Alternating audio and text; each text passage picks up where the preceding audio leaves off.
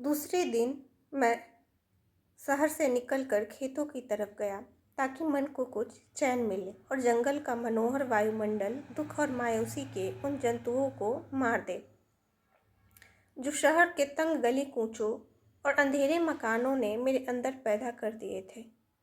जिस वक्त घाटी में पहुंचा तो देखा कि गिद्धों, चीलों और कौवों के झुंड उड़ रहे हैं और जमीन पर उतर रहे हैं। उनकी आवाज़ों और पैरों की फड़फड़ाहट से वातावरण काँप रहा है।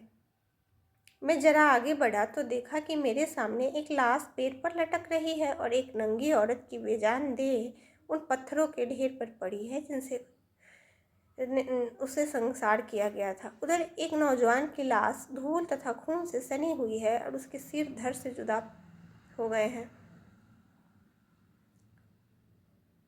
मैं वहीं ठहर गया। मेरी आंखों पर एक मोटा और अंधेरा पर्दा पड़ गया और मुझे कल्पना और मौत के सिवा जो खून में सनी उन लाशों पर छाई हुई थी कुछ भी दिखाई नहीं देता है। बर्बादी की पुकार के अलावा मेरे कान कुछ भी नहीं सुनते थे। इस पुकार में कौवों की आवाज़ भी मिली हुई थी जो इंसानी कानूनों के शिकारों के चारों तरफ मंडरा रहे थे। 3 इंसान कल तक जिंदा थे, आज सुबह मौत के मुंह में चले गए। 3 आदमियों ने इंसान के अस्तित्व में अपनी निष्ठा को खो दिया और अंधे कानून ने हाथ बढ़ाकर उन्हें बेदर्दी के साथ पामाल कर दिया। पामाल का अर्थ मुझे नहीं पता, किसी को पता हो तो बताएंगे ज़रूर। 3 आदमियों को जेल ने कसूरवार ठहराया क्योंकि वे कमज़ोर थे और कानून ने उन्हें मौत के घाट उतार दिया क्योंकि वह ताकतवर था। एक आदमी ने दूसरे को कत्ल कर दिया तथा वह कातिल ठहरा, लेकिन जब अमीर ने उसे कत्ल करवा दिया तो वह अमीर इंसाफ करने वाला समझा गया। ऐसा कौन सोचता है? ऐसा सिर्फ खलील जिब्रान साहब ही सोच सकते हैं। एक शख्स ने पूजा का सामान ले लिया तो लोगों ने उसे चोर कहा, लेकिन जब अमीर ने उसकी ज़िंदगी छीन ली तो वह अमीर विद्वान ठहरा। एक औरत ने अपने पति से बेईमानी की तो लोगों ने उसे उल्टा ठहराया, लेकिन जब अमीर ने उसे रंगा कर संसार करवाया तो वह अमीर शरीफ कहलाया। खून बहाना हराम है, लेकिन अमीर के लिए किसने हलाल कर दिया? माल हड़प करना जुर्म है, लेकिन आत्माओं को हड़प करना किसने जायज़ करार कर दिया? औरतों की बेईमानी खराब है, लेकिन यह किसने कहा कि खूबसूरत देहों को संसार करना पाक काम है?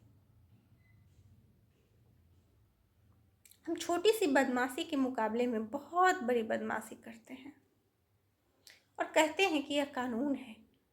हम फिसाद का बदला बदतरीन फिसाद से लेते हैं और कहते हैं कि यह शील है। हम एक अपराध का बदला लेने के लिए दूसरा बड़ा अपराध करते हैं और चिल्लाते हैं कि यह इंसाफ है। क्या अमीर ने कभी अपने दुश्मन को मौत के घाट नहीं उतारा? क्या उसने कभी अपनी प्रजा के किसी कमज़ोर इंसान का माल हड़प नहीं किया? क्या उसने कभी किसी खूबसूरत औरत की ओर आंख नहीं उठाई?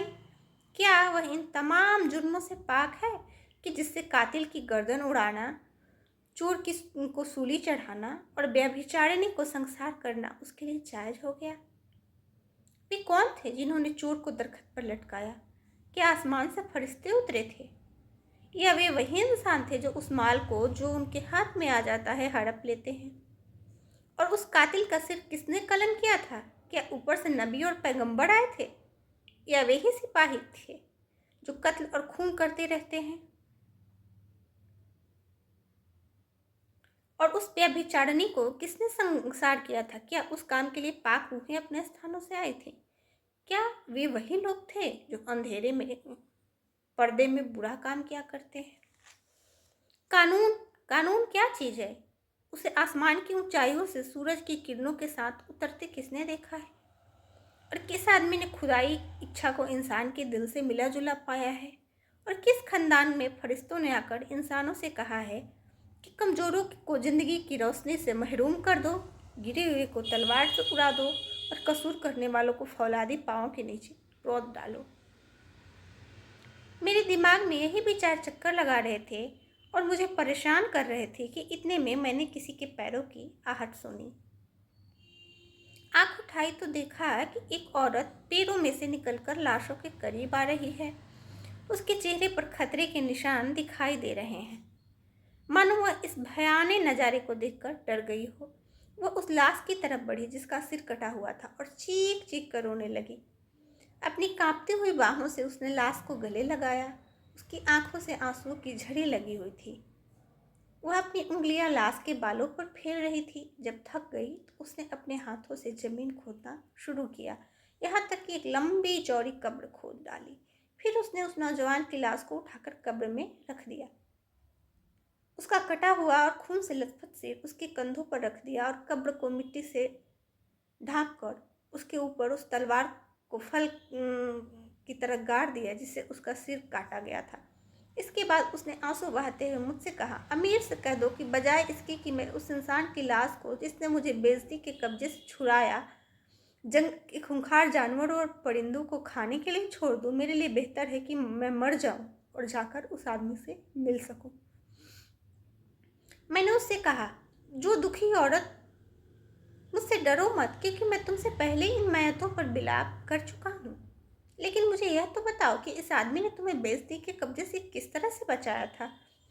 उसने टूटती हुई आवाज़ में जवाब दिया, अमीर का यह अफसर हमारे खेतों में लगान और जजिया वसूल करने आया था, लेकिन जब उसने मुझे देखा तो उसकी नीयत में बदी आ गई। इसके बाद उसने मेरे बाप की तरफ भारी रकम निकाल दी और चूंकि मेरे गरीब बाप का यह रकम अदा नहीं कर सकते थे, उस अफसर ने गुस्से में आकर रुपए के बदले मुझ पर कब्जा कर लिया, इस ख्याल से कि मुझे अमीर के महल में पहुंचा दे। मैंने रो रो कर उसे दया की भीख मांगी, लेकिन उसे रहम नहीं आया। मैंने उसे बाप के बुढ़ापे की तरफ ध्यान देने की मिन्नत की, लेकिन वो न पसीजा। तब मैंने चिल्ला चिल्लाकर गांव वालों को इकट्ठा किया और उनके सामने फरियाद की। इस पर नौजवान जिसके साथ मेरी मंगनी हो चुकी थी आया और उसने मुझे अफसर के हाथों से छुड़ाया। अफसर ने गुस्से में आकर उसे कत्ल कर देना चाहा, लेकिन नौजवान ने फुर्ती के साथ अपने को बचाया और दीवार से लटकती हुई पुरानी तलवार खींचकर उसने अपने ऊपर के हमले के जवाब में मेरे शरीर के बचाव के लिए अफसर का कत्ल कर दिया। इसके बाद वह अपनी इज्जत के लिए मकतूल की लाश के पास ही खड़ा रहा। आखिरकार सिपाहियों ने उसे गिरफ्तार करके कैद खाने में डाल दिया। यह कहते कहते उसने मेरी तरफ दिल को पिघलाने वाली निगाह से देखा, फिर जल्दी से पीठ मोड़कर चल दी। उसकी दर्दनाक आवाज़ हवा में गूंजती रही,